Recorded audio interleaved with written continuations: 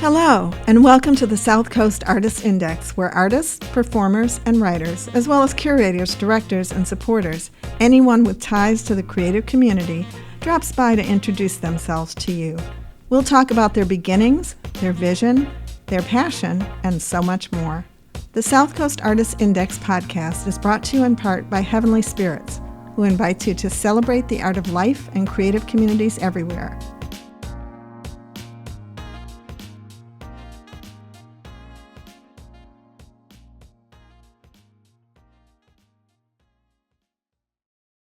Hi, this is Ron Fortier with this is our 6th AHA live stream coming to you from Play Arcade in downtown New Bedford, the National Park area. And the theme of tonight's AHA is Made in New Bedford. And basically what we did is we put out an open call to area poets, sort of an open mic. We're hoping folks show up, and it would be great to have a couple of live readings. And joining me to kick this off, he's wandering about the dark streets, is Max Wikermayer, no R in Wicker. And we're just shooting a breeze until somebody shows up. But Max and I were talking about the possibility of starting a podcast series that would be unlike any of the other series that we've started. The Gallery X series, the Jazz series with David Reese, the Gallery X series is with Sean Fitzgerald. We've got a couple of other categorical, Dave Reese with Jazz, Sean Fitzgerald with the Gallery X documentation project. We're looking to get rolling on LGBTQ series, and there's a couple of other series as well, but just in conversation, and that's usually when the best ideas pop up. Looking to have Max be the podcast host for what I refer to from the old days of advertising, an MOS series, a Man on the Street series. And it's topical, and it's not really, timely, meaning that it's going to advertise something that's going on. It's pretty much, in fact, it could almost be the name of the series, For the Record. Going and seeing what's going on that's new, what's going on that's old, and just basically feeling the pulse of the creative community. So there's a lot of possible titles for this series, Max, right? Yeah, absolutely. One of the analogies I think of the opportunity is Studs Terkel. Who was a wonderful documentarian of people's experiences. And we're talking the unwashed masses, the average Joe, all those. You can look at them as a derogatory term or as a complimentary, Certainly, I mean, it's how people live, we talk about the arts and what makes great artists, and it's so hard to define it, and how generally speaking, we say the great artists are the ones who make all the money and have all the fame. And then we talk about how there are so many artists that are never reached, and they're in the vapor. And if there's so much talent that was there that isn't even expressed. Yeah, overlooked, unheralded. There's a whole bunch of adjectives that we could use. Exactly, yeah. And I think that what our podcast would represent the people who are living the daily life in a way that is hugely important, not only for them but the people around them, and how it reaches everyone else. Because people, I believe that there's sort of a connectivity of people and thought and spirit, and this is the way to sort of start bringing the circle. And we really do need. It's reportage. I guess you could also say that. Everything from ribbon cuttings to, unfortunately, going out of business situations. But it's important to just keep our thumb on the pulse of what is going on. Currently, I mean, I would suggest that there's a lot of people who in New Bedford who do not, or anywhere, that recognize what's going on at the New Bedford port and the wind power manufacturing that's going on. It's a huge a manufacturing plant that's being built. There's more that's going to be built. There's the infrastructure that's going to be supportive is huge, and it's going on right now. Yeah. And do we really appreciate the scale? I mean, it's sort of like, did the people when they experienced the whale, the growth of the whale oil and whatnot, were they aware of what was happening and how? To use the term loosely, the Yankees were pretty. What's the word? They kept their nose in their own trout. They tended to their own business. I don't know. I'm sure several of them may have had their eyes on a wider horizon, bigger scales, but it's like anything else. Whaling was organic, just like the fishing fleet today is organic. Absolutely. And you got 1 boat, 3 boats, 12 boats, 20 boats, 100 boats, and with the wind farm situation, it's also contentious. You have people who don't want it whatsoever. They have all of their beliefs as their stated reasons for not wanting it. And then you have the people who are just the polar opposite of it, so the pragmatists and the antagonists, they're all in the fray. But there's a dynamism in the city that hasn't existed for quite a long time. And I think that is due to potential increase in a successful manufacturing and a new type of economy in New Bedford.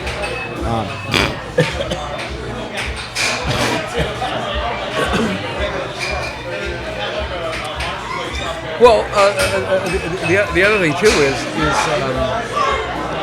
that a few years back, everybody wanted a casino in here, and the casino was going to be the magic bullet, the silver bullet, and end all of our economic woes. And I think it would have brought with it a whole set of other problems.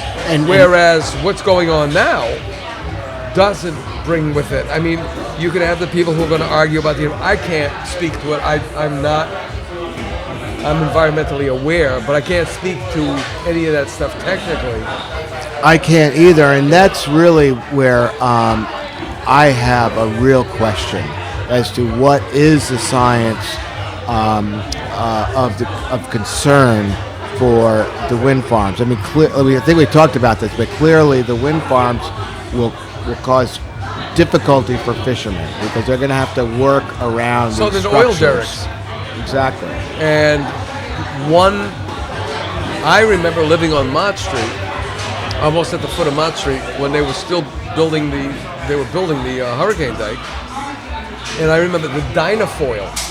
Now people think oil spills happen everywhere else. The dynafoil just went off the rocks in fact, they towed in the carcass of it and it sat there for years. But what is wind doing, this new industry doing? It's people are making more money. Hopefully the money circulates within the town. It doesn't leave town. Like you've got a lot of, national chain stores and franchise, fast food places, that money doesn't stay in town. That leaves. I think they said the statistic or the rule of thumb has always been only $1 of that money. For every $10, only $1 stays that was spent at McDonald's.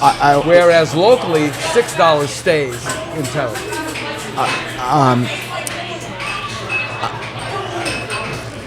Those franchises are the places where people work, and so as much money is funneled out of the franchises out into Bedford, it's still subsistence for people who need to work there. Right. And that's the unfairness of the whole thing. It's subsistence. It's not a living.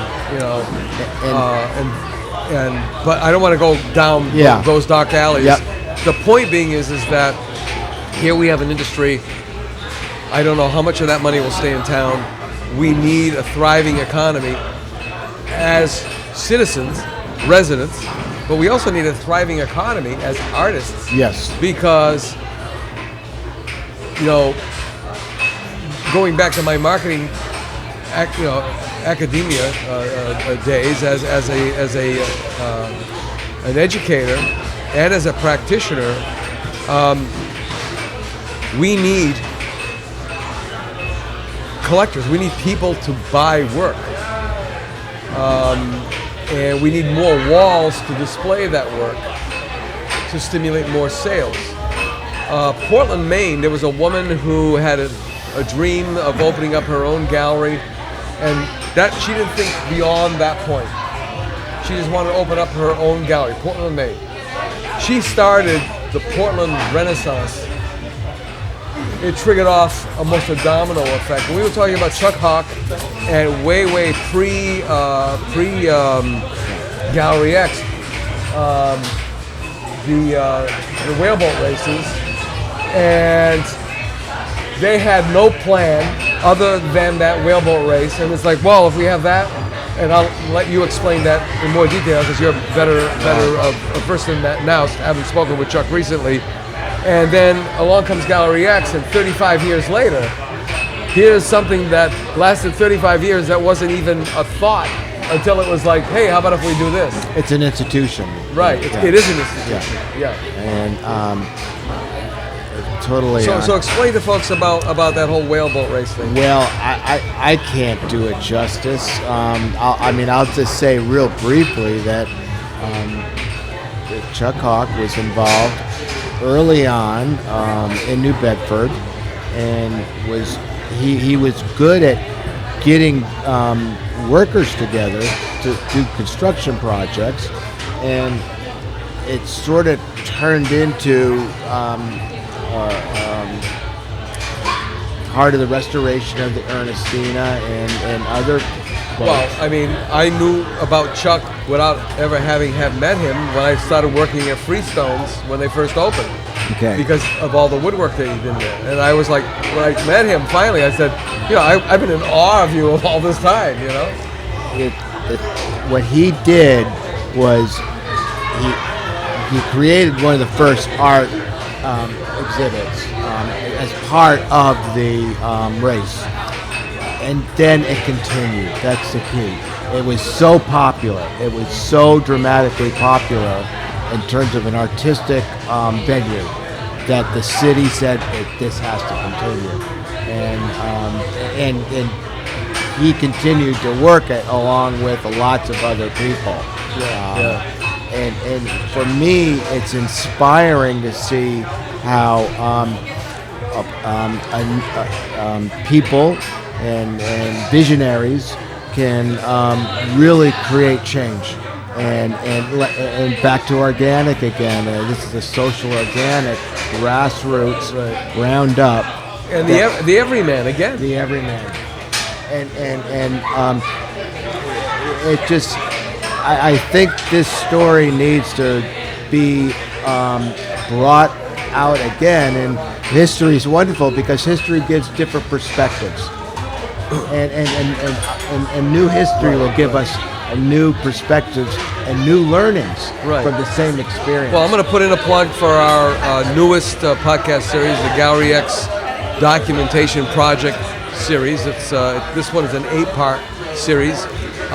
It's the podcast host is Sean Fitzgerald, and he happens to, I believe, coincidentally, be the president of the current president, the sitting president for Gallery X. Mm-hmm. And what the documentation project is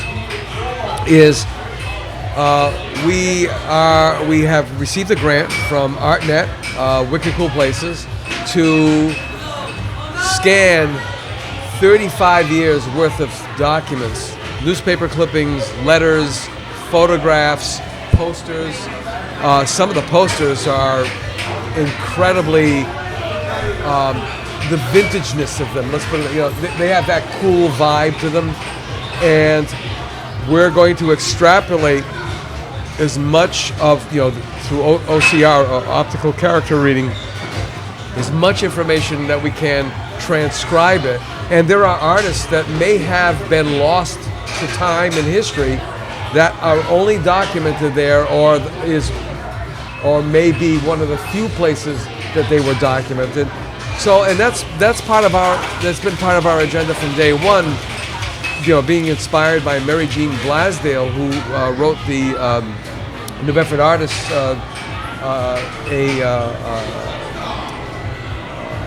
which became a seminal tome of the artists that existed in the city between 1749 and 1949, I think it was. And but the point being is that just in my lifetime alone, my art instructors, all the people I knew who were artists, many of them very successful. They were instructors, teachers, selling painters. They passed away, and where can you go see their work? Where is their work? Did they even exist? So using the Gallery X project, we've already recovered a lot of those names. And one of the things that we're looking to do in the next phase, once we extrapolate all that data, because just the scanning alone, that's like 400 hours worth of scanning that we've been budgeted for, is to reproduce some of the finer posters and have an exhibit of those posters. Hopefully we can identify the artists that designed those posters. So it's a big celebration of our past, which is also holding the door open to a future. And inspiring new artists. Right. I think it's extremely exciting. When we talk about art and what art is, and how I like to define it as a unique assemblage of something that gives emotional, it excites the emotions either happily or not, and we talk about artists, and we're interested in artists because they're making unique things, and I think that humans are stimulated by the uniqueness, the unique things. When we think of the artists as lost, I think of all the masons and all the plumbers and all the carpenters and all the steam fitters and all the workers who are even more anonymous than the ones that you mentioned, the artists, and how they're all special and important persons. We talk about artists, artisans, craftspeople. Yeah. Back then, I mean, look at the figureheads for the whaling ships. Right. I mean, incredible sculpture. I mean, Exactly. They were sculptors. You could call them figurehead makers. The guy ran a little shop. Probably didn't consider themselves an artist. But that is, why does art always have to be? I think Groucho Marx said something to the effect of, the difference between a vase and a vase. A vase is $3. A vase is $10. Yeah. Yeah. But that goes more to how do we define value, and and gold is just a piece of metal, and we ascribe it a value, and art becomes the same way, especially when it comes to monetizing it. Well, when I was teaching art history, I used to tell my students, and it was funny because that was a required course that they needed to matriculate, right? And they were like frightened to death of it. I was like, okay, it's art history. It's history with pictures, okay?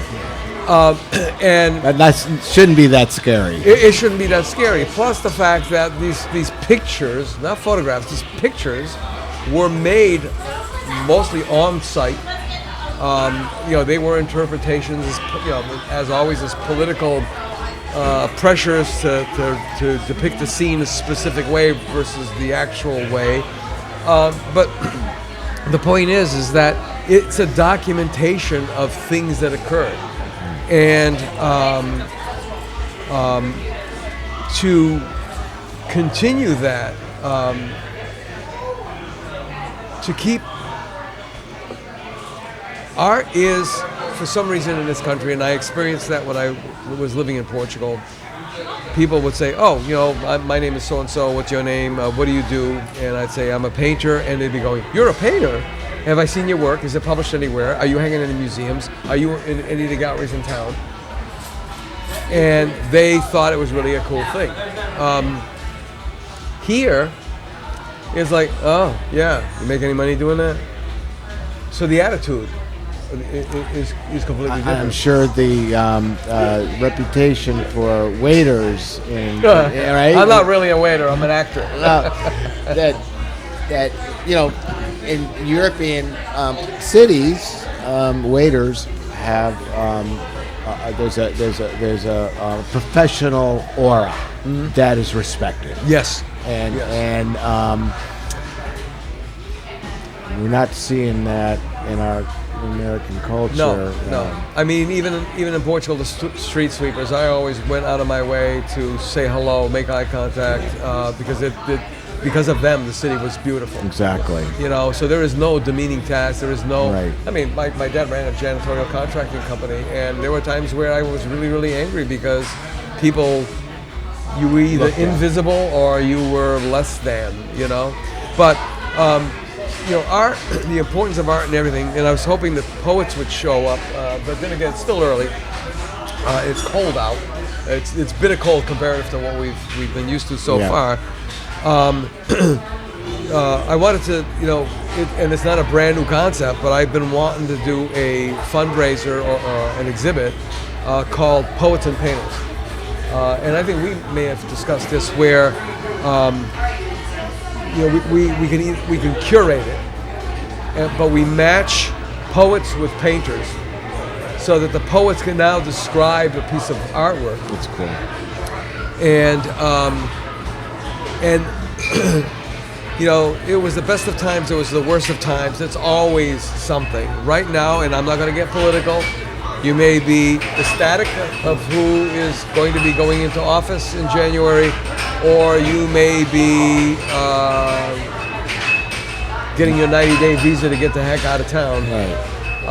But one of the things that I wanted to mention is Toni Morrison, who said that I just had her and I just missed that.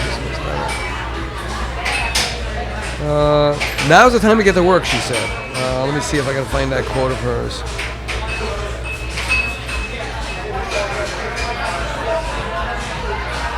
Here it comes. Well, there's a sense of urgency. Here it is. This is precisely the time when artists go to work. And I don't know what predicated this quote of hers. This is an old quote already. This is precisely the time when artists go to work.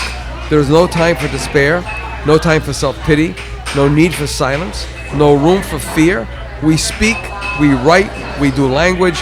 That is how civilizations heal. it's expressing feelings. That's what artists do. Is they express the feelings, right? And that needs to be expressed, and it needs to be really in front. And the temper of the times. Yes, it has to be. I mean, that's the thing that's percolating right now that needs to be dealt with. I mean, my mother was a fado singer in the Portuguese tradition, but she was also a club singer. She sang American standards. And that repertoire is very reflective of the feeling of the times. All those old tunes, Fascination, Rags to Riches, all those tunes. There was almost this feeling of exhilaration. It was post-World War II, and so on and so forth. And then there was these new discoveries. I remember when Brazil, or things Brazilian, were Carmen Miranda, and all those things came out. So anything that was Caribbean came out. And there were always trends and new things coming out. So art is always either reflective of society, what's going on in society, or it becomes the mirror in which society peers into. Yep. Right? Yep.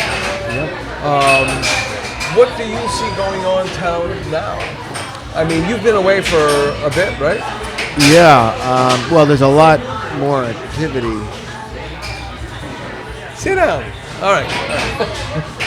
Trying to entice somebody I've been trying to get on the podcast for a couple of years now. Almost. Yeah, almost. Yeah. He did nod, I think, positively. So. Yeah.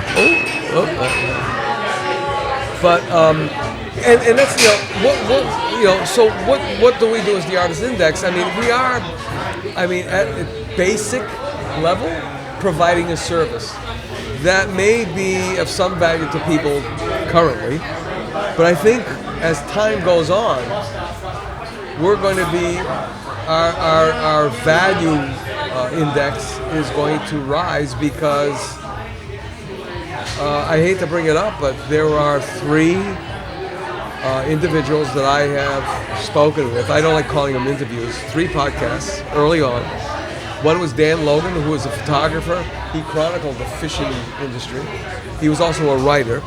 I did a podcast with him about his photography side, and we were planning on having him come back to talk about his writing side, which I didn't know anything about. It was during the pandemic. We lost touch because nobody could go out. And I remember going with my dog Daisy to the hurricane dike towards the gates, the sea gates, and looking for a Dan, and I see these legs sticking out from the boulders and the camera equipment. I was like, Dan, what the hell are you doing down there? And it was Steve Kennedy, who's a painter and photographer, and he said, you know Dan? I said, yeah, I thought it was Dan. I said, I just found that unusual because he's usually at the end of the causeway, with his tripod sitting up, and he's waiting for the boat to come in or out. He says, Dan passed away suddenly. He went to the doctors for a physical or whatever, and he had end-stage cancer, and he didn't last longer than, so he passed, okay? There was Don Hoagland, who was a master silversmith and master goldsmith. We discovered that we had, we've known each other for years, but we had friends that, you know how that degrees of separation. And with one friend in particular who was instrumental in one of the biggest events, annual events in town that deals with with art and artisanry, and it's always been tiptoed around. He was my classmate, and he told me these stories. He was Special Forces Green Beret in Vietnam, and because of that experience, his life started to devolve. And so Don and I were going to get together, and we were going to pay a tribute to him. Don unfortunately passed away suddenly. He looked like a pretty hale and hearty guy. I don't know.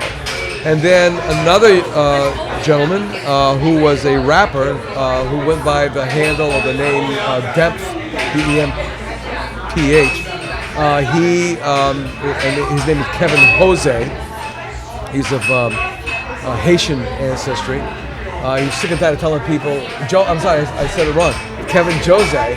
He was sick and tired of telling people, no, it's not Jose, it's Jose because I'm Haitian. That's French, not Spanish for Jose. And he was on a motorcycle and he was struck and killed a couple of months ago. So in a way, it's bittersweet because I had the privilege and the opportunity to document them for an hour, 45 minutes or an hour, and have them on, as we used to call in the old days, tape. And so we provide a service to contemporary artists, and we are going to launch a series very shortly with a major collaborator to do a series called The Lost Artists of the South Coast. We're trying to find people like, if you got that painting, that photograph, whatever, that you know a little bit about, but you're too embarrassed to say you only know a little bit about. We don't care. Tell us the little bit that you know, because you've seen conversations, right? Strangers meet, one person will say something, the other person will say, oh, really? I used to live on that same street. And then boom, it starts rolling. Right. And that's what's an important thing. Well, for me, I've been listening to the Art Index podcast, and I find two things really, really interesting and poignant. One is the early experiences of the artists, and what some of them have formative, stories, and others say I just sort of fell into it.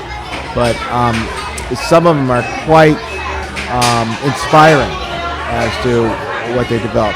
But for me, the most exciting thing of the Art Index podcast are discussions about process and the process of making art, how to make it, and what inspires the artist to continue. And for example, Chuck Hawk talked about his art approach, which is keep experimenting, mix things up, mix up some epoxy into the paint, see if it works. If it doesn't work, and it breaks, try it again. Yeah, the old advertising adages was like, throw it on the floor, see if the dog eats it, throw it on the wall, see if it sticks, run it up the flagpole, see who it salutes. It's the same concept. And that is, I think that's exciting for creative people. I sort of, when I hear Chuck, for example, talk about that, I think of an alchemy, and the experimenting in the lab and seeing what works and seeing what doesn't work, and that is what most people don't do to become artists. They don't keep trying. They might try once, but that's it. And I think the artist keeps experimenting and trying, and I think the ones that really enjoy it, they keep chugging along. And so that, and for the Art Index series, I've listened to some of the other artists about this, the process and what keeps them going and inspired, and that's, I think, really rich for the incubator of artists. For the young and people who want to go into art, easily impressionable, artists. I mean, they need something to hang their hat on. Couple of things. This past Sunday, we had one of our quarterly meetings. We is the BFA class of SMU, Southeastern Massachusetts University, the precursor to University of Massachusetts Dartmouth. The BFA class is 75. Now, we're a bunch of old farts in our 70s. I'm a great-grandfather. I don't know about some of the other ones. And we're still chugging along. But there was a weird theme that was, and we have a critique. We always have like lunch, and then we have a critique. And we relive those critiques, the critiques to us as painters. Now, my wife is a graphic designer, and they had critiques, but they just didn't seem to be the same kind of thing to the designers as they were to us, the painters. And for me, it was almost like sadomasochistic. It wasn't a good critique unless somebody beat my ass, you know, because you've got to, sometimes somebody's just got to grab you by the shoulders and shake the crap out of you and say, snap out of it. And yet, here we are in our 70s, and we're still bobbling along and making some of the same silly mistakes. Now, the theme that occurred in this last meeting, gathering, you know, and critique was the work that was done as a toss-off. Just as a toss-off, okay? Somebody said, well, you ought to do one of my friend Bob Deck, which I've got to get back on the show. He's the, I think, exhibition coordinator for WAG, which is the Westport Artist Group. Why don't you do some sailboats and so on and so forth? And he's, you know, struggling with his art, you know, his own practice. And those sailboats were phenomenal. Okay, and there's another couple of artists who, again, it was a toss-off. Oh, I just did it as a lark, and it's like that shit is really, really good. So it's almost like when you let go of all those things that bind you to the earth, when you, you know, surrender. Yeah. That's when everything starts to come up. Because let's face it, we're all professionals. We've been practicing nearly 50 years. In fact, nearly 50, if not over, you know, like 1 or 2 years over. So there's this thing that happens, and everybody talks about this thing that still occurs, where a good studio session is when you lose complete track of time. And you step back. I remember when I quit smoking, one of the most difficult things, aspects or after effects of quitting smoking was the stepping back from the easel. Because when you smoked, you would step back from the easel, you'd pull out that cigarette, strike the match, and it was almost a ritualistic thing. It had nothing to do with the smoking. And then, you know, there's always that the best smell of a cigarette was the first scent you got of it, and then it all sucked from there. Right. And then that first drag, and you're like in this other world still, looking at the work, going up to it, coming back, going up to it, coming back, and it was a dance of some sort, and but that's what I found kind of funny. And then you and I had this conversation earlier in the week about one of the series I would love to launch is called the Van Gogh Boat. And you listen to the podcast, and everybody has those the early days of struggle and so on and so forth. Well, I told you about the biopic, Julian Schnabel, who did Basquiat, and there was a character in that Basquiat film, which was René Ricard, who wrote the seminal article on Jean-Michel Basquiat for Artforum magazine, the Golden Child, I think it was. I'm dyslexic and I flip things around. But I was mesmerized by the actor who played him, and then when I found out that René Ricard went to New Bedford High School, that was like you could hear my jaw smashing into the pavement. Right. But one of the early paragraphs is, why does everybody insist on getting on the Van Gogh boat? There is no trip more horrible. And it's so true. And he went on and described what's going on, you know, what all artists do, and how it affects each and every one of us, you know. So, Are we allowed to join? Sure, if you want to. I mean, yeah, what are you guys talking about? Well, art, because this is the Artist Index. We're documenting as many of the artists that we can that live and work in New Bedford. Want to do it? So you guys are from Friends Academy? We're from Tabor Academy. I'm sorry. Yeah. It's all good. My bad, right? Don't. So you ought to be intelligent then, either that or your parents are just wasting their money. Right. So what's your names? I'm Ryan. I'm Hudson. Last names? O'Donnell. O'Donnell and Flynn. O'Donnell and Flynn. Yeah, so you're a couple of Irishmen. Yes, we are. Yeah. So what do you do at Tabor Academy? I'm there for lacrosse. Yeah, Okay. sports. I play soccer. Okay, any famous people going to school with you guys yet? Or it's the children of famous people? There's always somebody. Or you're not Have you allowed heard to of tell? Have you heard of the McGee car dealership? McGee car. Toyota McGee. Vaguely. A girl in our grade owns part of All right. Toyota. The James Taylor and that whole family. There's a whole bunch of people that have gone through there that were Hollywood stars or celebrities and stuff. So, how's your experience been in Tabor? I love it. Yeah, it's awesome. Really? I board.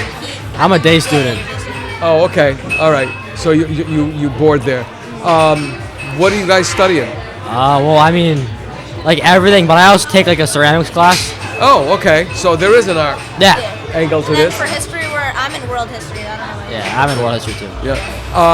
Now, what are you getting anything out of ceramics? Oh, I actually love it. It's actually so fun. I love it too. Yeah. It's kind of. It's hard.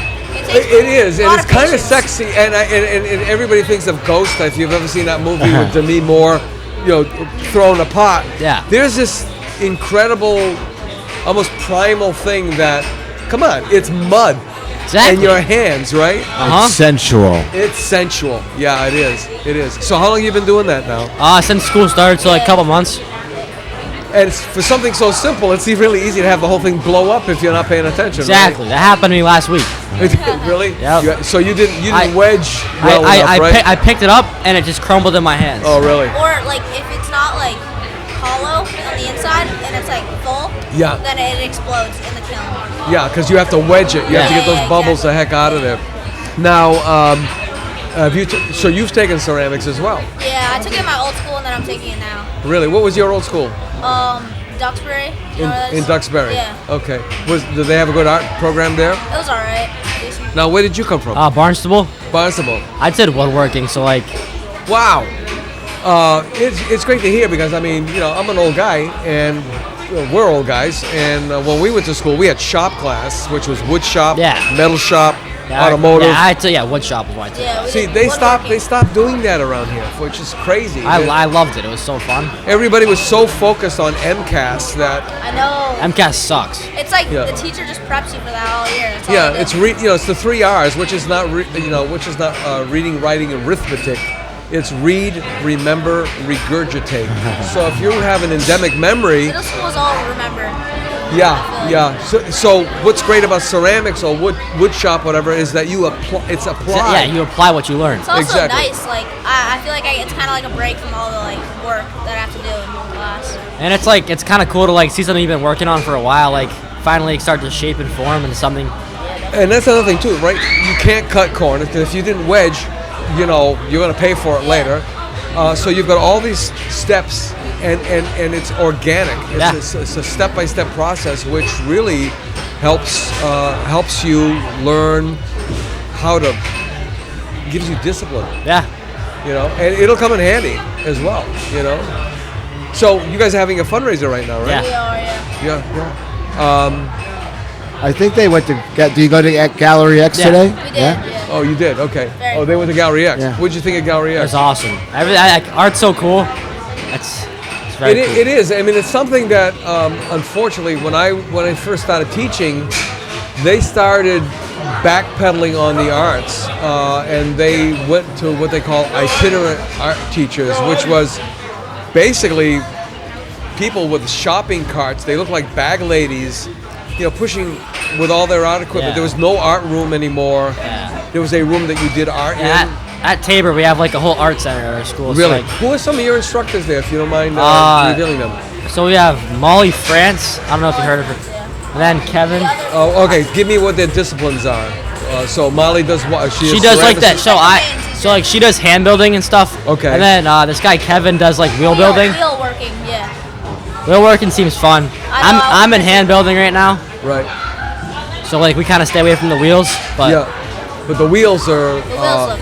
Now, is it a kick wheel or is it an electric wheel? Kick. Oh yeah, much better. Because when I see it, like it's so smooth and everything, but then like we have to like do them all by hand and it takes so much longer. and like with clay, like every fingerprint like is noticeable too. Yeah. So Yeah, and actually that's kind of a cool thing. I remember when I was teaching art history back, way back, and the first guy to ever sign his work was actually more of a marketer than he was an artist, because everybody made pots, but nobody ever signed them. So it was either the shape of the pot or the quality of the pot. And this guy decided, like, I made this.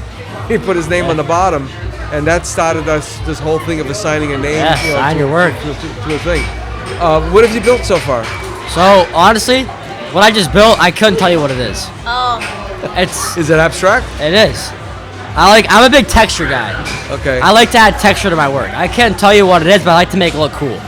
All right. I like to add multiple layers too. We were just talking about that crazy thing about just going with it. Just Exactly. Just going with the flow. Yeah, going with the flow. Yeah. I made No, go ahead. I made like one of those old Japanese houses, like you know what I'm talking about? Oh yeah. With all the texture and stuff. Yeah. I mean, that's one of the things about. In fact, my grandson has been doing a lot of research in Japan, and he really wants to go there and live there. And I said, well, right now is actually a good time because they'll actually pay to have you go there. Really? Yeah. I did not know that. Yeah. They have a low birth rate there. There's a lot of their culture that's dying.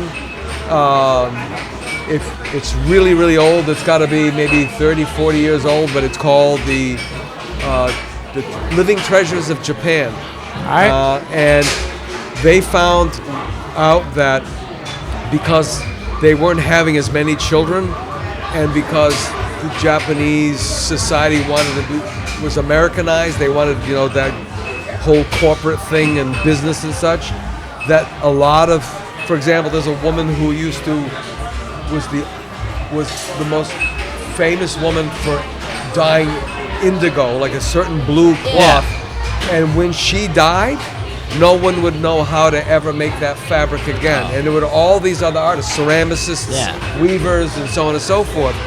And that's kind of a sad thing because, imagine Like you became. extinct.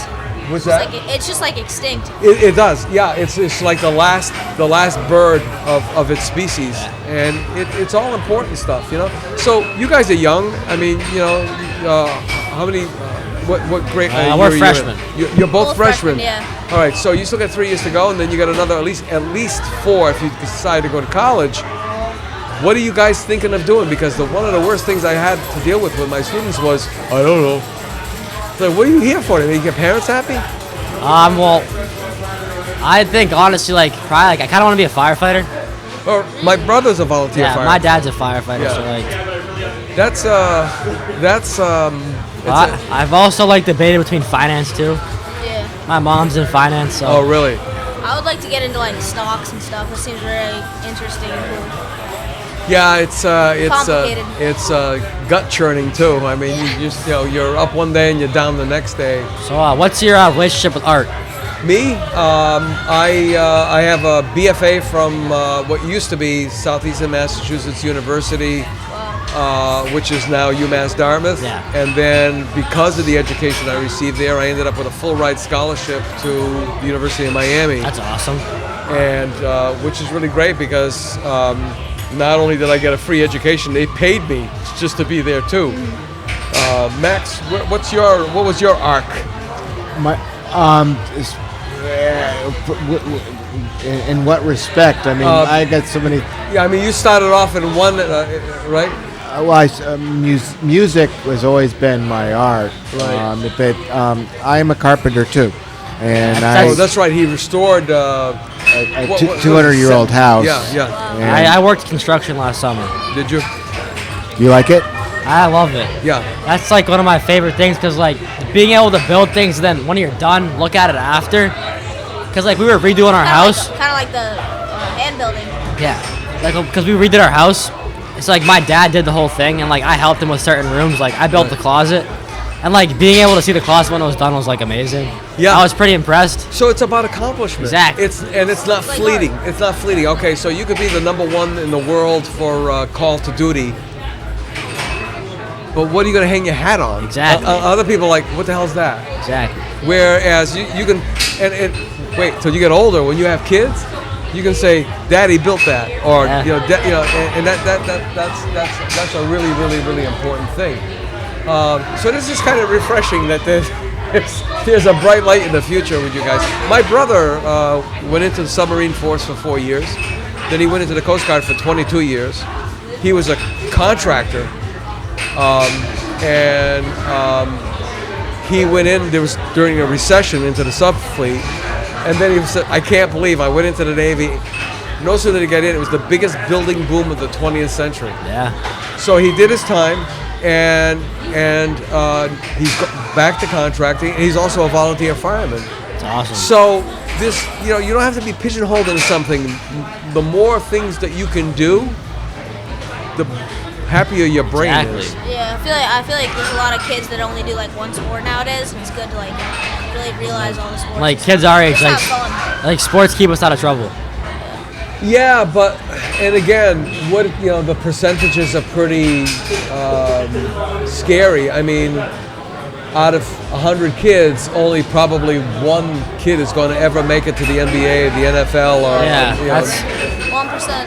Yeah, it's a very, very small small percentage of people, and It's not fun. and we've turned everything into an enterprise. Yeah. Again, because I'm an old guy, to have sandlots, which was like an empty lot, and you take off your shirts, and those would be the bases, and there was like really one set of gloves. And sometimes there's one bat, and there was almost always a screw in it with tape holding it together. Yeah. There was always one ball, but you got along and you made up the rules, and You had fun. Great time. you had fun, and it wasn't like so damn serious like you needed all the equipment and everything. Yeah. Right. If I don't become a winner, if I don't make a lot of money doing my sport, it's not worth doing. Which takes a lot of the fun out for most people. Right. Because we want to do the things. We want to build things. We want to have fun expressing ourselves artistically. Yeah. Yeah, I mean, you want to go into finance, for example, not right now, but you're still interested in the arts. Right. And I remember I was just telling, it may have been you, Max, I was having a conversation with, but my father he was a trainee instructor at the Berkshire Hathaway. The Berkshire still exists with Malcolm Forbes. The school or? It's a bank, right? Yeah, it was a textile mill, and Malcolm Forbes bought it, and There's one near our school. Yeah, and it was some of the finest shirt material, cotton material that was made. And there's this one friend that he had, and I thought the guy was sort of a goofball, right? It's like, oh yeah, I mean, he's always screwing around, so on and so forth. And I remember my dad had to go pick up something from him at his house, and I walked into his house, and it was like wall-to-wall aquariums.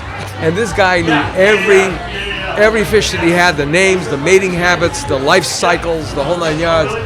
And I was like, I must have, the look on my face must have been like, what? And he looked at me and he said, hey, I work at the mill. That's what pays the bills.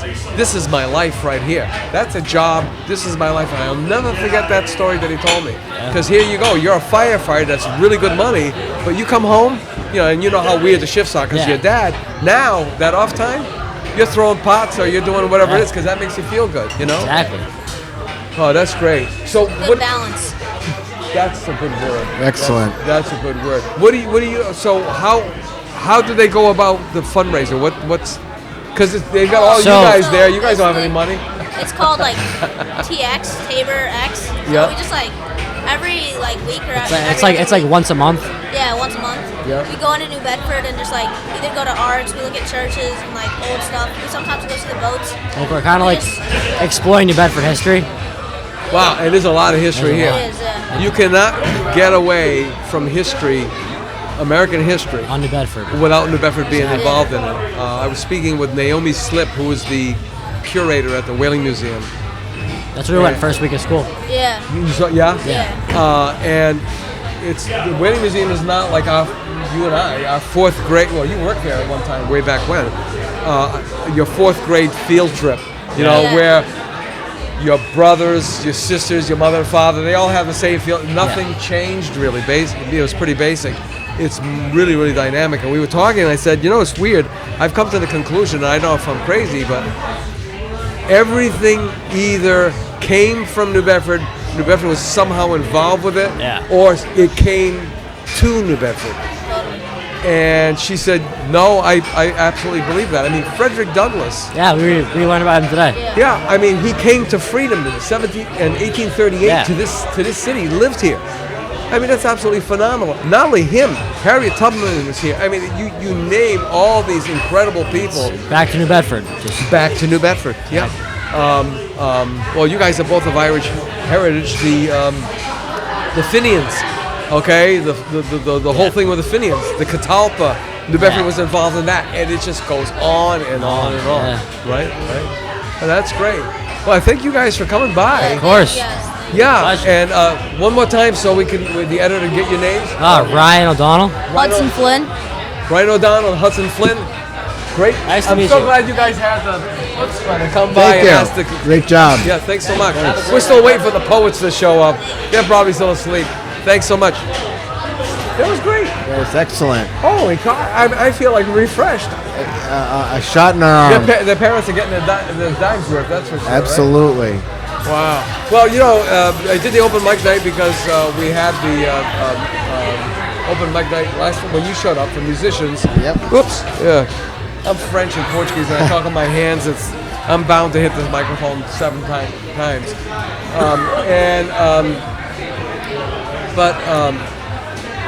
So we're supposed to have a couple of posts coming by, but there's so much going on, so many venues going on. It's almost like an embarrassment of riches, So that was quite refreshing, and it fit right into what we were talking about too. What are we going to talk about now?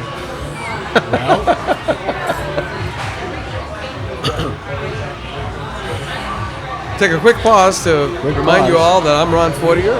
I'm the co-founder, and at one time I was the primary podcast host for The Artist Index. And as my co-host today is Max Wikermayer. How you doing? Good, how are you? Good, thanks. What is this? We're the Artist Index. We're documentarians. We are documenting as many of the contemporary South Coast artists as we can, visual, performing, literary, and culinary. And we're also trying to document the dead artists, the historical artists. And this is our 6th time here doing this live stream podcast. We're supposed to have poets in. Supposedly, yeah, I don't pay attention to it, To be or not to be. Yeah. It might not be. It'll definitely be on Monday, that's for sure. Yeah. On the radio? It's on Apple Podcasts. It's on all the major podcast platforms. Yeah. That's cool. So we just had Ryan and Hudson. Yeah, 2 freshmen come here. They were telling us about their experiences in ceramics class, and that was pretty cool. It's nice to know that that you guys are learning how to think with your hands instead of read, remember, regurgitate. I did hand building and sculptures. I'm in acting. You're in acting. I'm also in acting. I'm in hand building and sculpture. In what? Hand building and sculpture. Wow. Oh. Cool. That's very, very cool.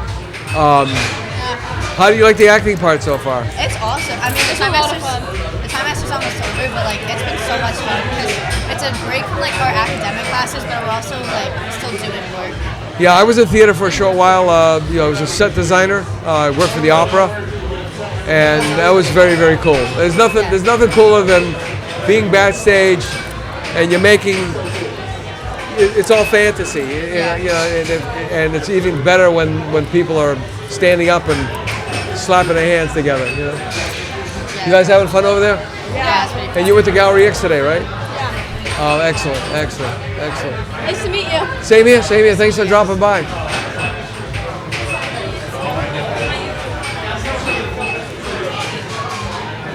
I'm trying to get Adam. I've been trying to get Adam to sit down, and then Brian Tillett over there, trying to get him to sit down, and they're like shy and retiring, Can we get people. on the podcast? Sure. Yeah. Wait, what's the podcast about? It's for the Artist Index. Sick. You want to get on? Yeah. What is it? We document the artists of the South Coast, and Get on with me. yeah, we had Evan and Hudson here, 2 freshmen, and they started telling us about their ceramics class experiences, and completely valid. You guys have any art classes? Yeah, I take ceramics as well. Do you? Yeah. Are you a hand builder, or are Hand you? builder. You're still doing? That's how they start you off as a hand building. Then Yep. they give you the wheel. Yep. Right. And then Yep. there's 18 ceramics. But yeah, AP Ceramics. Wow. Okay. So your name is Blake Blake. Last name because we need Appleton. Blake Appleton. Appleton and My name's Matty Levesque. Matty Levesque. Yeah. M-A-T-T-I or M-A-D? M-A-T-T-Y. Okay. 'cause How about you my guys? daughter's Maddie. Matty. Yeah. This is, Max Wikermayer. Max. Nice to meet you. and I'm Ron Fortier. I'm the co-founder of the Artist Index. Nice. Oh. Yeah. So your experiences, because I'm really curious about this, because when I first started teaching a long time ago, they started dumbing down the art programs. What do you teach? I taught art, and I was in middle school, which was probably the most horrible place you ever want to be for teachers and students. And they started doing what they call itinerant art teachers, and so there was no art class. There was just a person that came over with a shopping cart full of art stuff, and then you would do something, And it seems like they've dumbed it down now. When I lived in Portugal, there was this retail store called, pronouncing it in Portuguese, Jumbo, that they had this one section set up for their art classes for all the schools in the city. Yes. I was like flabbergasted. It looks like stuff that you would buy to go to your freshman year of college, in an art class. And I'm really excited the fact that Tabor has such a solid art program. Yeah. Now, besides ceramics, I know Evan Hudson said, what other art courses do they have? So I know we have studio art. We have a whole building dedicated to art. So ceramics, photography, art, all of that. Wow. And then also like theater. Yeah, we have performing Yeah, arts as one well, young lady just came which by. is huge. But then there's also a big photography program. So both like photography class in the school day, and then people who like take pictures and video the sports games and make cool sports edits. All right, now let me. Because I asked Evan and Hudson about this. What do you get out of it? Because it seems like at one point in time, if you were interested in that, what do you want to do that for?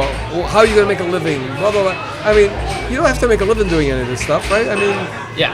So obviously most of us probably aren't gonna go out and to do ceramics and art as a living. or even if you're a really good basketball player, you ever be in the NBA, right? But I think not only is it just generally fun to be there and to sculpt, it's just a good thing to know how to do. A good lesson to show your feelings and emotions in a form of like a physical form. Now they both said working with their hands was the thing. There was a feeling of accomplishment that you could see. In other words, you put a bunch of figures on paper, or you're on a computer. It's not really tangible. It's fleeting. It's ephemeral. Whereas you're building, and then if you don't wedge, it's gonna blow up. And so the whole process is. It's got its serious side. It's a technical side to it.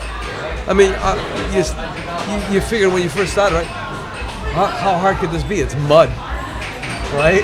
It's basically mud, fancy mud. So, what are your experiences that you've had? I'd say one of the hardest things in ceramics and hand building, at least, is making sure it doesn't cave in on itself. You're working with your hands. You should build a pot.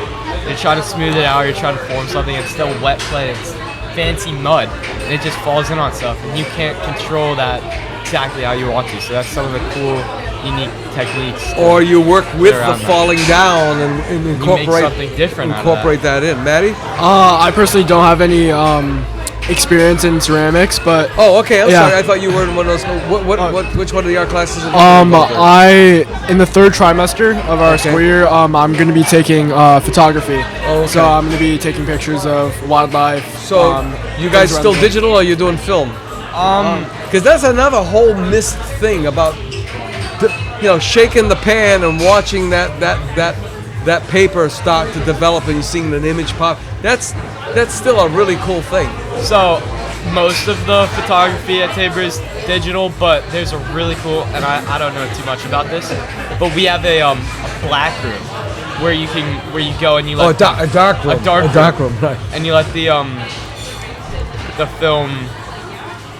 You're talking about the Exposed. black box? Exposed, yeah. Exposed. You got to take the film, you got to So- develop it, put it in a hypo, yeah. It's a much more involved process versus shoot, Yeah. look, Exactly. So I don't know too much about that, but I know that exists for sure. Yeah.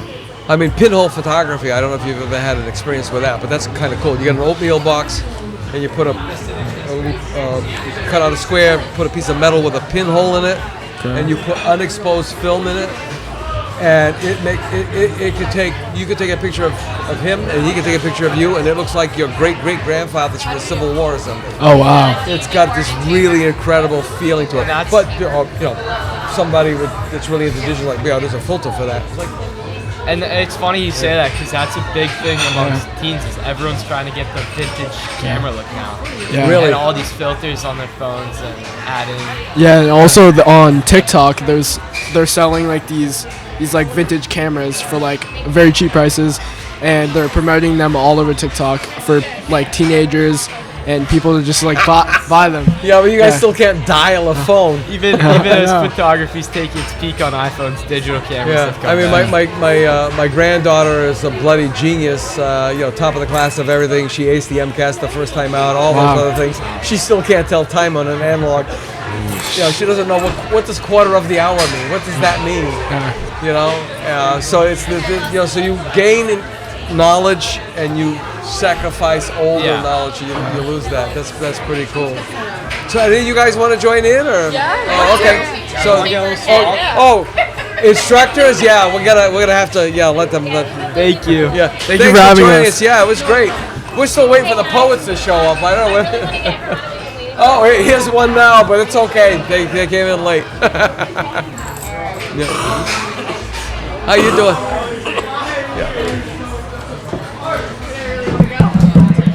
We won't take too much of your time. Yeah. It's really it's so simple. It's complicated. There you go. Thank you. So we have instructors from Tabor Academy. Yes, hi. I'm Tricia Smith, and I teach studio art, and I'm the chair of the Visual and Performing Arts Department. Good. This is excellent. And And I'm a big fan. I'm Leslie Brannigan, and I teach history and ethics. And I have a student at Tabor, a son who's a student there and is very active in the arts program. He's an amazing guitar player and singer. really, Songwriter. what the Artist Index? I'm the co-founder of the Artist Index, along with my friend Jeff, who's in a room with a prospective client. We started this because I pulled a newspaper clipping from the old Standard Times, the Bowsprit magazine, I think it was called. Yep. Back then. Mary Jean Blasdale, this is like in 1989, did a call. She had a list of over 150. I keep counting them and remembering the number, and then I forget. But it was like almost 200 names of all these artists that she suspected were artists.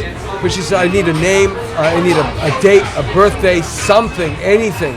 And the thing is, as long as she could document that these people were from New Bedford, by going city directories or whatever, she would put them in there. So it's basically almost like resurrection.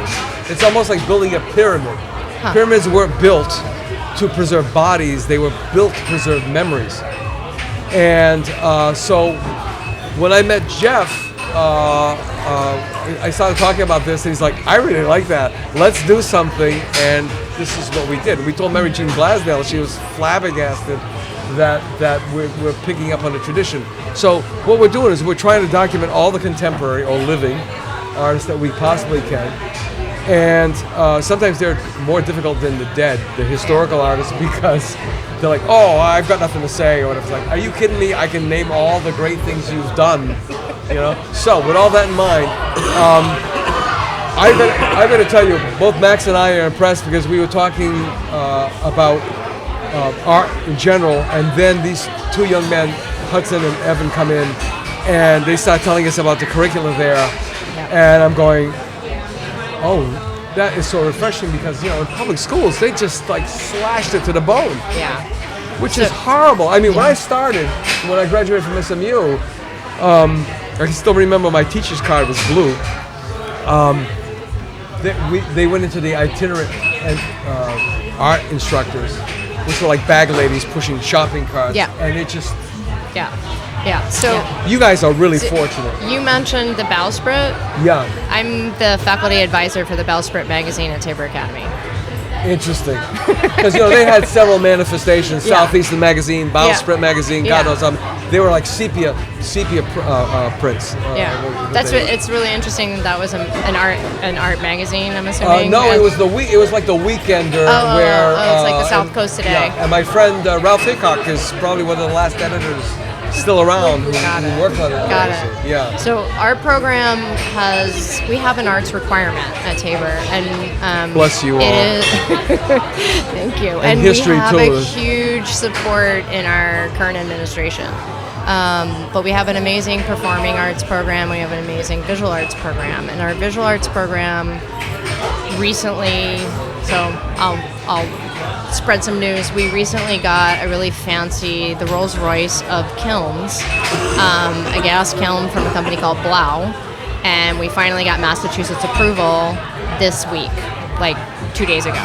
And it will enable our program to kind of reach the level of a college ceramics program. Right. I mean, electric has got its place, but I mean, I remember when I was at SMU. Yep. Where it's now College Now, which was in the Group 1, which they call Larks. They changed the names of the buildings, are still there. They had a raku kiln. Oh, yeah. Just it's a pile of wood, basically, is what it was. Yeah. And it's funny how things have evolved so dramatically.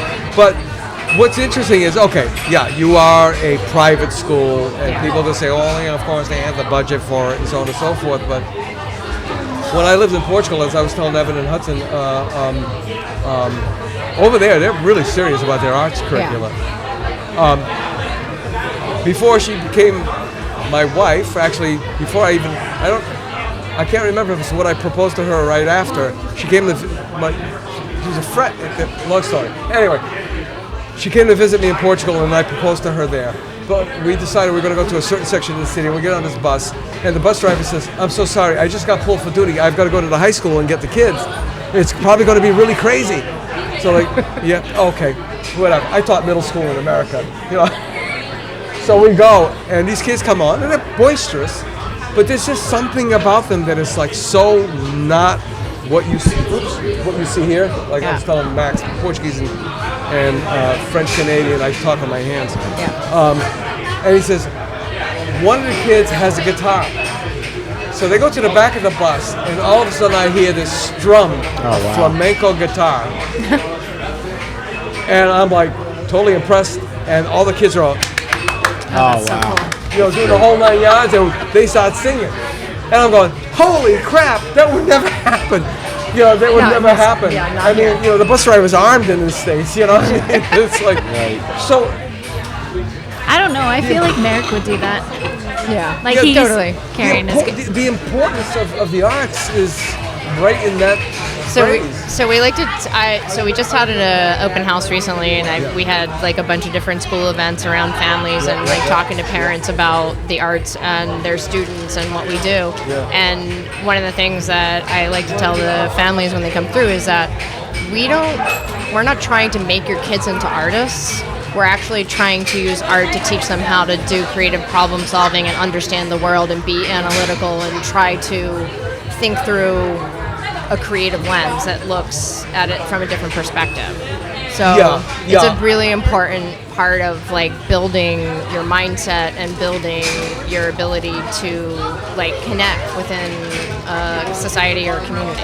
So. I mean, I remember having this conversation with Adrian Teo, who's a printmaker and yeah. also Yeah. one of the former deans.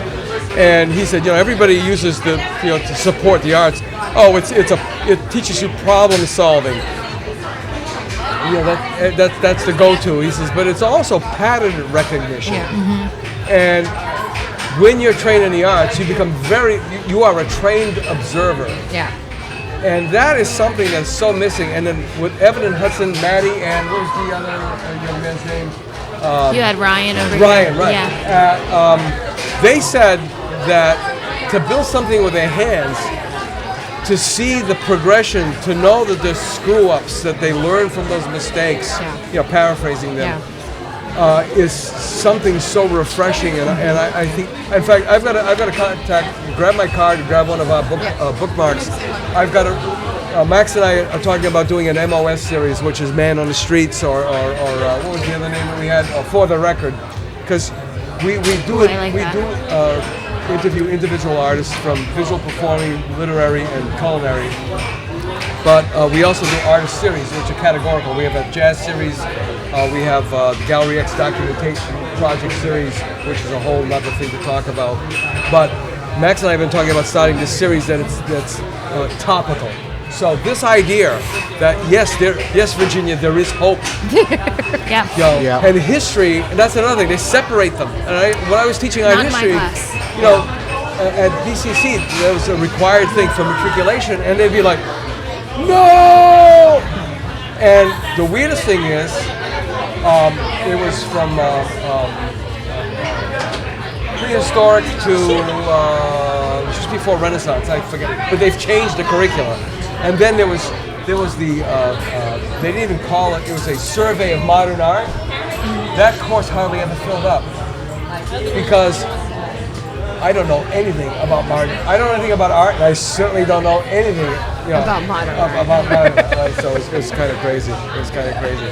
So you guys got to get going. Thanks so much, Kate. Jump in. Thanks so much for talking with us. Finally got a poet. You're welcome. Just grab a card, give a buzz. Oh, great.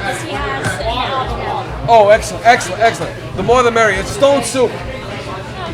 Thank you again. Thank you so much. Oh, you're welcome. You guys helped kick off this thing really, really well. Have a great night. Yeah, you too. Yeah, boy. Yeah, jump in. Oh, we got about 15 minutes. This is good. Yeah, I had all there's so much going on, and then with you're walking down the street to go somewhere and you meet somebody, and then it's like a pinball machine. You bounce from one bumper to another. Oh, no, absolutely. It's fun. Just tell the folks who you are. You just joined us. You know the routine. Absolutely. Hey, Ron. Hey, how you doing? So, hi, Max. So, my name is Kate Frazer Rego. I'm a local artist and educator, and I guess now poet. Yeah. In the South Coast area. Yep. And it's nice to be back, Ron. Thanks for having me. You're welcome. Yeah, the whole idea was we did the open mic for the musicians because Made in New Bedford was a great concept. But for us from the Artist Index is like, and then trying to scramble. A month is not enough time to get people. Oh, absolutely, I'm sure. The show. Everybody's so busy. Oh my God, we're all busy, but are we all productive? Seriously. That's the question. My father always used to say, it's great to be busy, but it's better to be productive. And what he meant by productive was making the money. Oh, yeah, yeah. And a lot of us are just busy. Yeah, exactly. So the poetry side, I don't think I knew that part about you. So the poetry side has kind of come into my practice in the past few years. Like writing has always been a part of it, but I got involved with Anomaly Poetry and sort of going to their open mics and really enjoyed just like the community and the atmosphere and started reading and kind of got a feel for it and then submitted some work to Tidings and Ritual and now I'm the host of People's Poetry at the Art Museum. Really? Yes. Have you checked out Buttonhole on Instagram? Oh, yes. Oh, my God. I've actually been avoiding the last couple of ones I've seen because they just They hit hard. Oh my God. No, there are some incredible poets out right now. I know it's not an original concept, and it's something I wanted to talk to you and several other people about, and it's not, again, like I said, it's not an original concept, but it's to have poets and painters. I'm so glad. I'm so glad that you are mentioning this, because I was just having a conversation with Kat Knutson about doing a poetry artist project.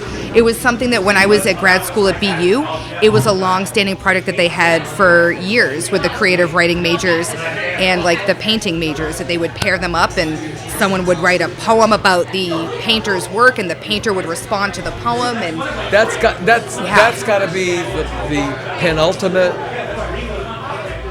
thrill ride for a painter, because Gombrich, it's the viewer's share. What the artist intended is not as important as what the viewer receives. It is really wonderful to kind of get it's going to make that. Us cry even better. Oh, I know, right? I was really lucky. When I was in grad school, I got paired up with a poet who actually, I brought the poet to the table.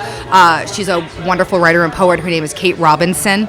And she wrote a poet all about like my grad school work, which I still have to this day. I've been out of grad school, my goodness. Very long time. I can't even remember it anymore, Ron. But it's something that like still is I hold dear. So I think it's a wonderful idea, a great project. Excellent. Take a deep breath and let's because you will be our first official poet. Reading. I figured I should probably bring something. So this is a piece that I just read it for the first time.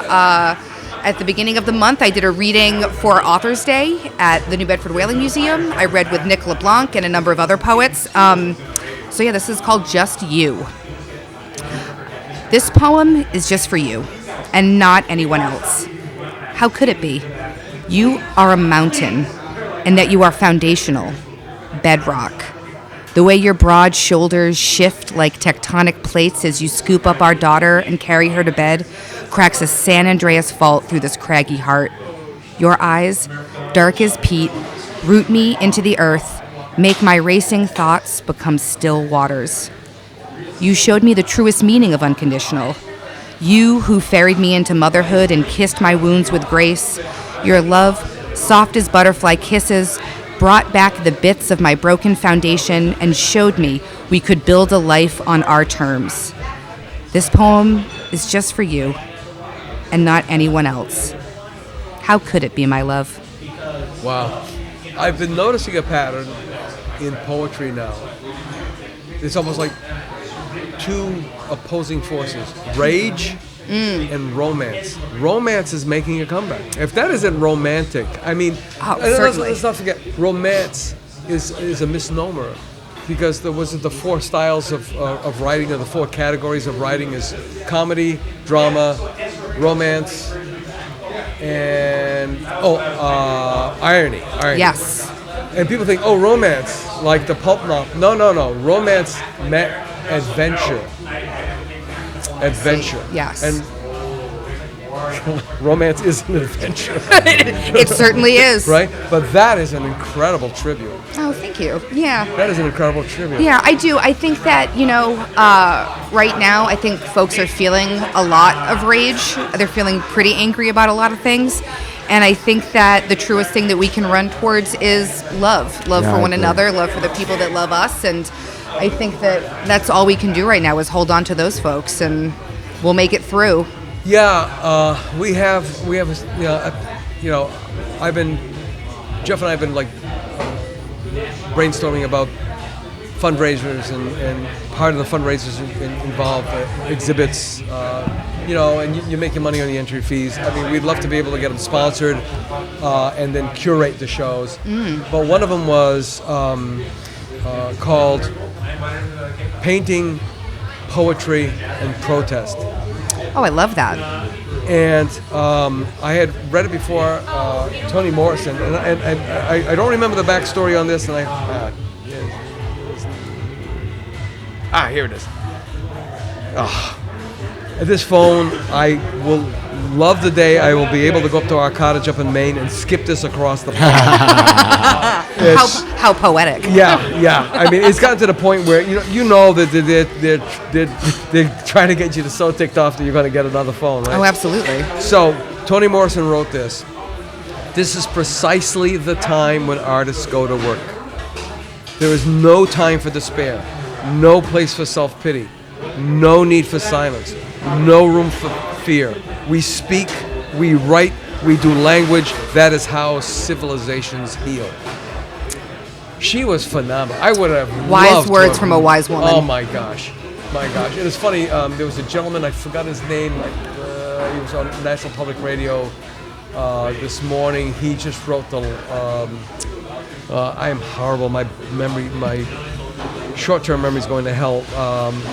It's called the Lazarus Effect. He wrote Clockers. Okay. Richard, I forgot his name. Anyway, and he's a white author who deals a lot with, to use the euphemistic term, urban themes. And it's like, why do you write about black people? And then it's like, oh, you're and I know how that feels because a lot of my painting subjects are from there, from one half of my family. And I found it kind of weird that people still pounding that drum. Because Toni Morrison, one of her first books that came out, I think it was Beloved, they harped on it as like, are you always going to write about just black people? Like, just black people? I mean, what? So it's kind of a weird thing, right? Yeah, I believe in an interview she got asked one time if she felt like she was alienating her white readers. And she said, I'm not writing for white readers. I don't care about them. I'm writing for people that can understand my story and my perspective and speak to my experience, which I think as a writer, that's all that you can do. Yeah, it's got to be universal. It can't be like monolithic or niche, like the romance novels, that's all a niche market. I think that we can all speak to our truths, and, if it happens to be with poet shirts and charging mayors, then so be it. But, we each find our own niche. But yeah. You got another one? I do. Well, this one, can we swear on here? Yeah, we can. Are you sure? Because I can always. All right. Broke the ice. Well, you said that I was reading a love poem. Now here's something that's a little bit more angry. More ragey? A little bit more ragey. So I recently, Ron, just got a later in life diagnosis of ADHD. Oh, welcome to the club. Thank you. I'm not just weird. I'm weird because I have ADHD. Neurodivergent. Yeah, exactly. Yeah. So when I got the diagnosis, I was kind of like grappling with a lot of feelings, and I wrote this poem. So this poem is called ADHD. Again, I asked the doctor to repeat everything she just said. Surely I misheard. It's just that the ringing in my ears hasn't stopped in so long. Words slip in past my eardrums, and I'm flailing, desperate to grab hold. Cradle them quick in the soft folds of my belly before tucking them into the crevices of my ribs for safekeeping. I've waited so long for these words. Dopamine is such a fun word to say until you realize your body's been screaming for it for years. The radio static in my brain drowns out conversation after conversation. It's easier to be silent, to receive, like a satellite. People love small talk. I fucking don't. How could I explain the journey I've just taken? From the smell of their perfume down a hallway of childhood memories to a wing of my mind draped in dust. So long since I've been to this place. Memories come rushing at me. I brush at them like cobwebs. I meet the moment again, breathless. The thrumming of my heart jolts me back to the fucking small talk. Did you watch the game? Where do you get toothpaste? This weather's been lovely. No. How could I tell them that last week I was finally told the letters to the name of the girl lost in all the static? She had been waiting, lost. Her turn to be received. Yeah. Yeah. What really got me was, knowing I have issues, doing a complete brain dump, meeting you for the first time, and all those other things. And I'm going, wow, that's just not me. And then when the guy said, I've only got 2 settings on my windshield wipers, and because of that, I prefer to just tap the damn thing to get it to wipe off the rain, you know. I love it. And there was like all these other bizarre things. And they're saying, is this an epidemic? And then one of these blurred people said, no, I think we just haven't identified what it was. Absolutely. I think that I'm finding that the older I get, the more folks I'm finding in my position,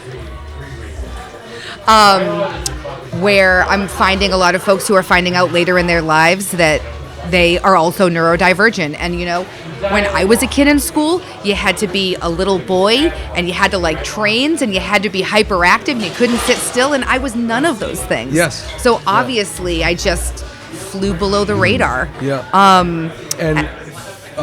Female, these certainly. ADHD and male ADHD are two different things. Presents very differently. And your age. Oh, absolutely. Yeah. So it's been really illuminating. It's been an interesting journey. So yeah, so that poem kind of came out of all of that. Which reminds me, I think it would really be great to have an art exhibit. I think that you have to have your doctor's note though. I think that it would be great. I think that we should talk more about this poet, painter, collaboration. I think that would be wonderful. Yeah, I've been speaking with the folks at the Unitarian Church in Fairhaven because it's a beautiful venue. It is a beautiful venue. It's beautiful. What sucks is for painters, there's no wall space, so we'd have to build portable walls, and that I used to be a set designer, so that wouldn't be an issue. Yeah. However, I've been speaking with my friend Larry Salvatore, and we came up with this thing where we could almost do it we can't. The only way, set up an easel on stage, you present the artist, you put the piece of work up there, the artist says something about the work, they go away, the poet comes up, reads about that, it takes it from there. Yeah. So it was painters, poets, performance, protest. So you, because come on, I grew up with Woody Guthrie and Arnold Guthrie, and there's a whole history of folk music and protest. Absolutely. And we need to open up veins. We need to vent our spleens. Absolutely. Can I do a little plug before I have to go? Sure. So, like I said... Actually, you're going to wrap us up, which is pretty fantastic. Good. Yeah. So, like I said, I'm the host of People's Poetry at the New Bedford Art Museum. We meet the last Wednesday of every month from 6 to 8. This month specifically... You gotta put me on your list. Oh, I absolutely will. This month specifically, we're having a celebration for the release of Anomaly Poetry's edition of Cat Ladies Against Fascism. It was an edition that came out where people submitted their hexes, hopes, and dreams for a new world, and all the noise that we're going to make and all the veins we're going to open with that noise. So there used to be an old saying of my parents' time, so what's that got to do with the price of eggs? I guess everything. Exactly. We're having a big celebration. There's going to be readers. They're going to be reading from the edition. Folks can sign up to read. We always welcome the public to read and share work. So, come check it out. I used to write. I write it like a journal, which is nothing. It's like pretty much a brain dump, and it's good therapy. But I started. I started that whole series of photographs from Fort Phoenix. Yeah. A lot of people said, "Oh, you ought to do paintings of those, or you ought to put a book together, or whatever." The air got taken out of me when Daisy, my foxhound, my companion, passed suddenly. Yeah. But I've been looking at my work and thinking, it really does need to have some words, but I can't do those words. I need somebody else to do them for me. Oh, well, I'm sure that you can throw a stone and you can find someone that would surely write words for you, Ron. Because, there's a lot of ways we could do it. We could do it strictly as a lottery, which would be a chance thing. Yeah. Or we could curate it where somebody taps you on the shoulder and says, you are going to be about this guy's work or this woman's work. I wonder if it all starts with maybe people signing up to get paired up with people. Almost we love a Google form, like a dating site. Yeah, I'm interested in being part of the project, and here's my information, here's what I can do. match me up with this we gotta person. do something. We got to do it Yeah. before January, whatever Something. that is this year. Yeah. Before we get too far into the new year. I think I like that. I like that, Ron. Let's go. Absolutely. Let's do it. Yeah. And that's the kind of action you're doing with the poetry that the quote from Morrison talks about is taking action, taking artistic action. Yeah. Don't sit in your hands. Exactly. At a time like this, when the world feels uncertain, like artists, writers, musicians, like this is the time when Gather up. we've got to gather up and get our voices out in the world. We're being given so much material. Yes. Yeah. Absolutely. Kate, thank you so Ron, much thank for you being again. here. Thank you, Max. Thank you, Kate. Yeah, absolutely. And all right, folks. Well, that wraps up our 6th AHA live stream podcast. And thanks so much for joining us. And it was really a mixed bag. I mean, we did have a poet show up, and it was perfect timing on your part, Kate. And you never know. It was serendipity. Now we've got connections at Tabor. Yeah. To talk to the instructors there. Their incredible program. Oh, they have an amazing program. Oh, Yeah. what a breath of fresh air. Well, folks, thanks so much, and we'll see you next time. Bye. Thank you.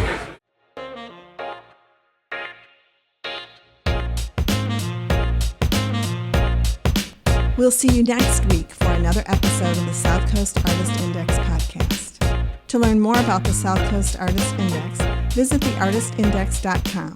Find us on Facebook, Instagram, and YouTube.